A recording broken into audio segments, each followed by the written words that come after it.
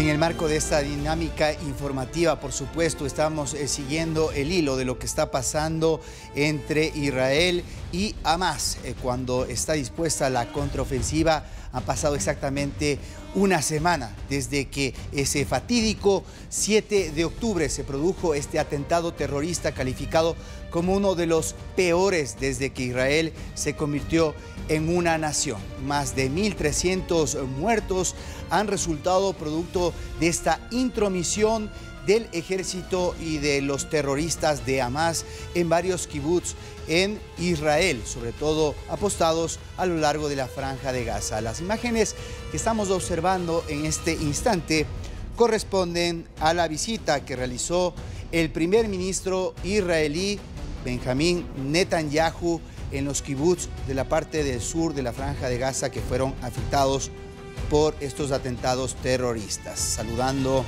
a los militares que se encuentran en ese punto, también reconociendo una zona de catástrofe. Varios centros de investigación forense israelitas han ingresado hasta este punto, todavía se recogen cadáveres.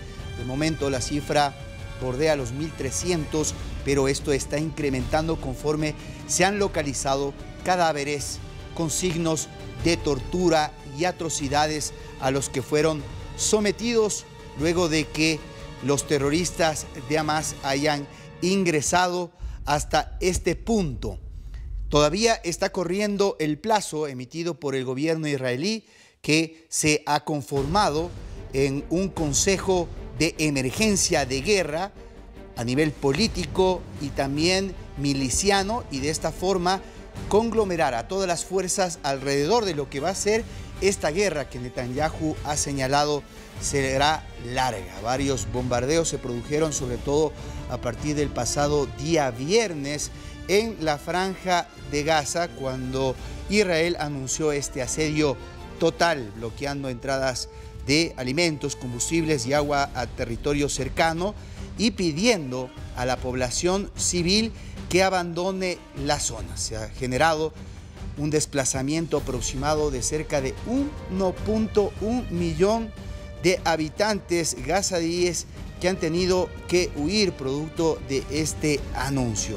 También la comunidad internacional se ha mostrado respaldando la decisión de Netanyahu, principalmente aliados como Estados Unidos y el Reino Unido, que ya han desplazado a varios de sus recursos para poder ayudar a Israel en lo que significa esta contraofensiva. Repetimos, más de 1.300 muertos producto de esto que constituye una de las peores tragedias para Israel.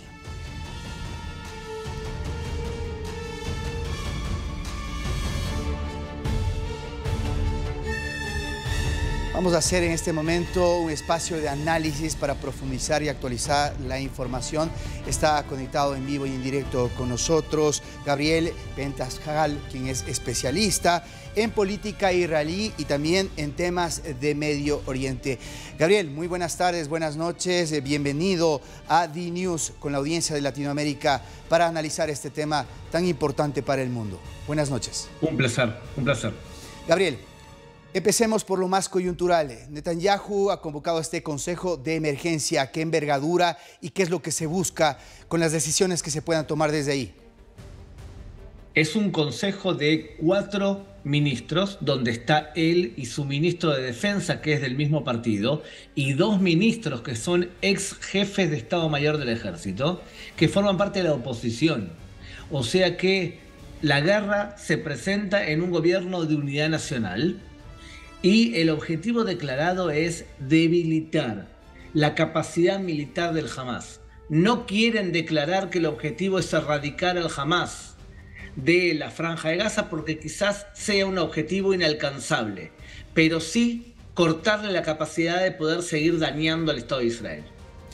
El ministro de Defensa israelí ha planteado dos escenarios posibles. El uno, el que jamás se disuelva, retroceda, o la guerra, lo cual sería catastrófico para Hamas, según palabras del propio titular de Defensa.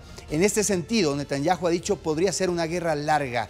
¿Por qué larga y cuáles serán los elementos cronológicos que van a correr a partir de hoy? Ante todo, lo que estamos esperando es una entrada terrestre con el enrolamiento de 360.000 reservistas. Entonces, es una entrada terrestre porque hay que hacer dos cosas. Tú no puedes disparar desde el aire cuando parte de los cohetes que tiene y de los misiles que tiene Hamas los esconden bajo tierra. Y por otro lado, tienen retenido 126 rehenes ciudadanos del Estado de Israel.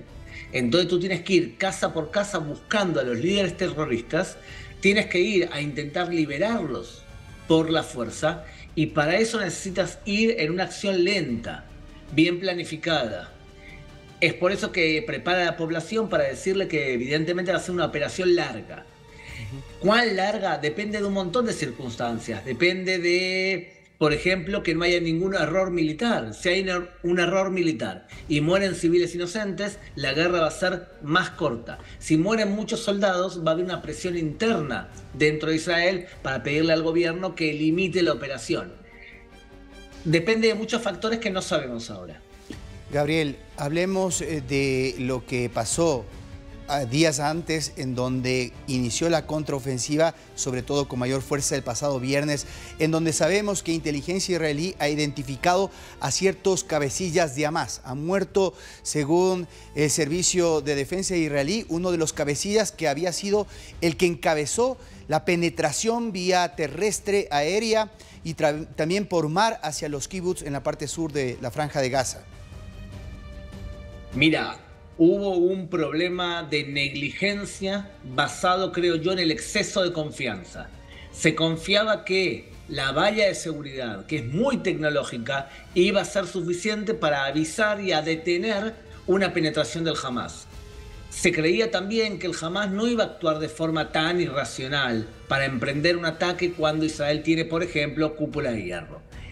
Un montón de creencias que resultaron ser falsas.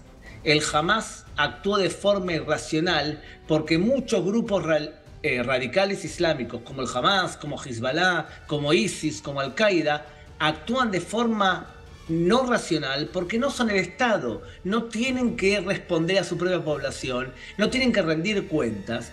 Entonces creo yo que hubo un problema de concepción por parte del establishment de seguridad de Israel. Hay un problema humanitario a la par y por ello se ha tratado de minimizar los efectos sobre la población civil. Se ha solicitado que salgan de esa parte. Los gazaíes, cerca de 1,1 millones, han salido en algunas direcciones. ¿Qué es lo que va a pasar con ellos? Entendemos que hay varios organismos humanitarios, sobre todo la Organización de Naciones Unidas, que les brindaba asistencia, y también Israel para poder ayudar en ese sentido a restablecidos servicios como el de electricidad y agua. Exactamente, Israel lo que dice es: ciudadanos palestinos, váyanse hacia el sur de la Franja de Gaza, pasando el río Gaza. Y le pide a Egipto que abra las puertas para poder captar a los ciudadanos que están huyendo del Hamas. Israel lo que intenta es evitar que mueran civiles y por eso le avisa. Por pedido de Estados Unidos, efectivamente, Israel restableció el agua, restableció la electricidad, pero en la zona sur, cosa de que todo aquel que huya de esa zona pueda vivir tranquilamente o estar tranquilamente en momentos que hay operaciones militares en Gaza City, que es el norte. Mientras que esto ocurre, Hamas ha colocado un bloqueo en la ruta principal de la Franja de Gaza y le quita la llave a autos o los amenaza de muerte a los que intentan irse. Y lo que les dicen es: todo aquel que se va de su casa es un traidor y nosotros ajusticiaremos a los traidores. En otras palabras, necesitan escudos humanos, porque si hay muertos civiles, van a pasar a ser titulares de medios de comunicación y por lo tanto se va a hablar de la muerte de esos civiles inocentes, como lógicamente podemos esperar, con cierta lógica, ¿verdad? Ahora, la preocupación internacional obedece a si esto se va a resolver en ese espacio territorial o por lo que sabemos de lo que pasa con Líbano, lo que pueda decir Irán al respecto y la reacción de Estados Unidos y aliados como Gran Bretaña. Esto podría convertirse en un conflicto de dimensiones superiores. Depende de si Irán decide entrar a la guerra o no. Si Irán a través de Hezbollah deciden entrar, entonces probablemente se vean limitados por el ejército norteamericano que está presente, amenazante hacia ellos. Estados Unidos intenta limitar el conflicto entre Israel y la Franja de Gaza. O sea que depende mucho de qué quiera Hezbollah e Irán en este asunto.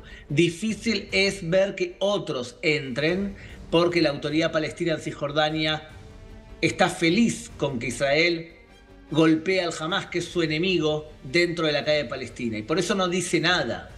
Ese es el escenario general. Tenemos un panorama en el cual la contraofensiva, como bien lo describes, podría ser larga. Pero ¿cuál sería el objetivo luego de tomar esos territorios? ¿Israel va a afrontar la soberanía sobre la Franja de Gaza o esto podría definirse en un episodio diplomático que también tendría un tratamiento a nivel?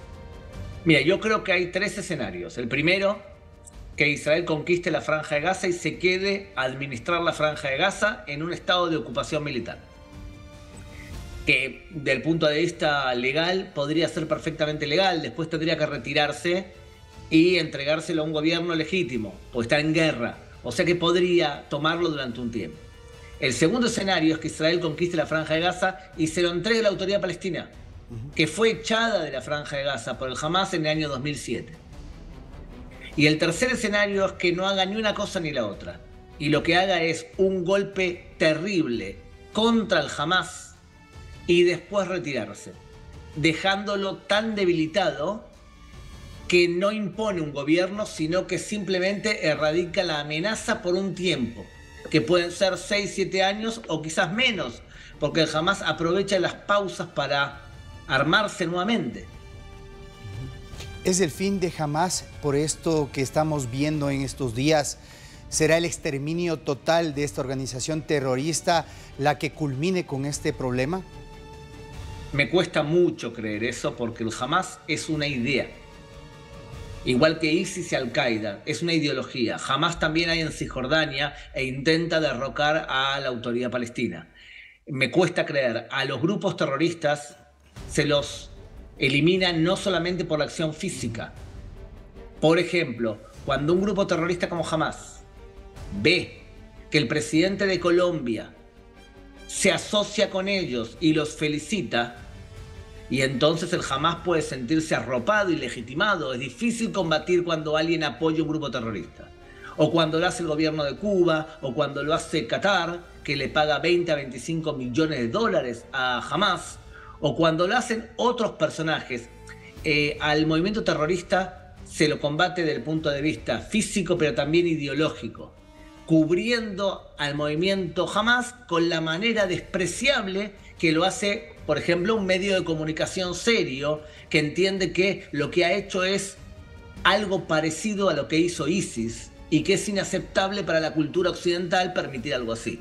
Lo que pasa es que no todos los medios internacionales actúan de esa forma y vemos, por ejemplo, a la BBC de Londres justificando cualquier acción de Hamas a través de decir que la respuesta israelí es siempre, no importa lo que haga Israel, desproporcionada.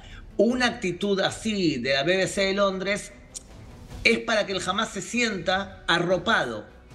Tenemos un poco de confusión en Occidente sobre cómo tratar con grupos terroristas. Bueno, por lo menos los líderes de la gran parte de América Latina han rechazado y han solicitado que esto no vuelva a ocurrir, a pesar de las ideologías, con las excepciones que tú acabas de mencionar registradas en Colombia. Gabriel, gracias por este tiempo, explicándonos un tema tan complejo que está desarrollándose justamente ahora. Déjame agregar que estoy tan de acuerdo contigo que hoy estuve presente en una conversación que el presidente de Argentina hizo con los familiares de los cautivos argentinos, dando un ejemplo de solidaridad y de humanidad digno de resaltar. Y estamos hablando de un presidente que no pertenece a la misma línea ideológica que otros presidentes. Eso habla muy bien de muchos seres humanos que dirigen nuestros países de América Latina. Así es, no se puede tapar una atrocidad como estas con un dedo. Gracias, Gabriel, por este tiempo con Latinoamérica. Gracias.